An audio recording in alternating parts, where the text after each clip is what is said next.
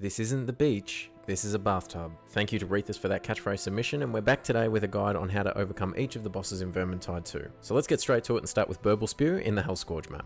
Now the worst thing you can do when fighting this guy is to run straight into the middle of the room and try to face tank him. His waves and AoE abilities will utterly ravage your party and ruin your run. The best way to handle this fight is to instead run into a corner and pick him off from range. The further away you are from him, the bigger the gaps in the waves will be, making them easier to dodge. As he teleports around, just keep moving around the outside of the map and into better positions.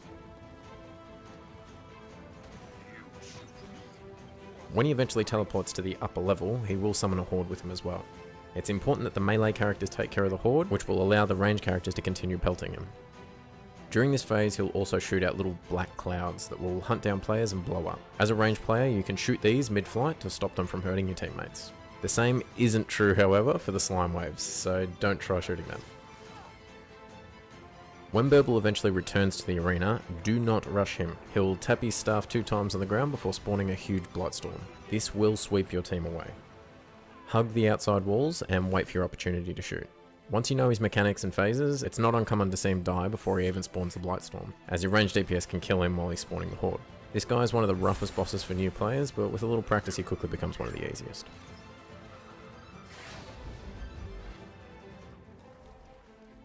Now let's move on to Spine Mangler from Into the Nest. The Stormville Man boss in this level is probably the simplest mechanically speaking. He has 2 alternating phases determined by his weapon. He'll either have a large polearm with sweeping strikes or dual swords with excellent defense. There isn't a lot to say in terms of strategy other than stay on top of the ads and avoid his strikes. With his polearm he has a charge ability. He'll telegraph a large horizontal strike as well as a large overhead strike. All of these can be dodged with side strafes or backsteps. When switching over to his dual swords, he'll parry every attack made against him from the front, so try and lure him out of corners and surround him to make sure that someone's getting hits in. This is another fight with its fair share of jank at the moment, as he just becomes stuck sometimes when he changes weapons, which leaves him stood there taking whatever you throw at him.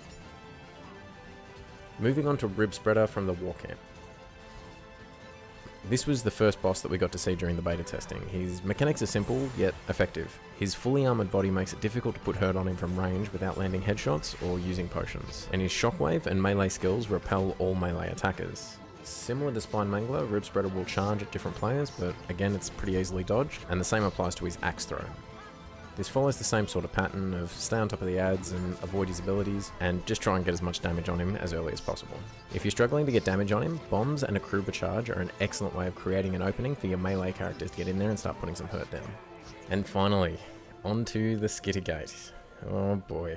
The Skittergate is an absolute basket case at the moment. I'm sure everything will be patched shortly, but right now there are a lot of reasons not to like this map. Whether it's the fact that you lose all of your class perks and abilities after you go through the Skittergate for the first time, or the fact that the bots just sometimes refuse to come through into the boss room, or maybe even just the fact that the boss completely bugs out sometimes.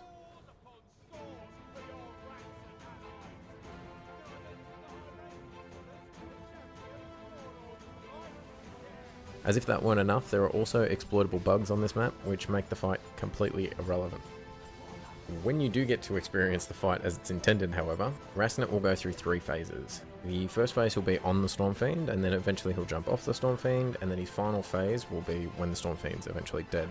In these phases we have a couple of things we need to keep on top of. In the first phase you want to make sure you're breaking line of sight with the Stormfiend to avoid any damage from his rattling gun. Walking around these pillars also gives your allies a slow, lumbering target to wail on. After some time, Rasnet will get bored of you kiting his fiend around and decide to jump off and start casting spells of his own. Anyone can lock him down, but I prefer delegating this to a melee in this phase in order to save ammunition for phase 3. In any case, someone needs to be hitting Rasnet during this phase to keep him from casting, while the rest of the team continues to beat up on the fiend. Eventually Rasnet will get back on the fiend and repeat his phase cycle. This will continue until the fiend dies, at which point he'll enter his 3rd and final phase, where he'll teleport around the map casting spells. It is an absolute nightmare for melee to chase him down here, which is why I recommend saving your ammo for this part so that you can stagger him and give your melee a chance to get over there and lay the hurt. Keep him staggered and stay on top of the ads, and it's just a matter of time before his health runs out and you've completed the fight. Bombs are super effective against all bosses in the game except for Burble Spew, who takes them like a champ. All other bosses will become staggered or knocked down and offer the perfect opportunity for the team to put on their big boy pants and pad those numbers.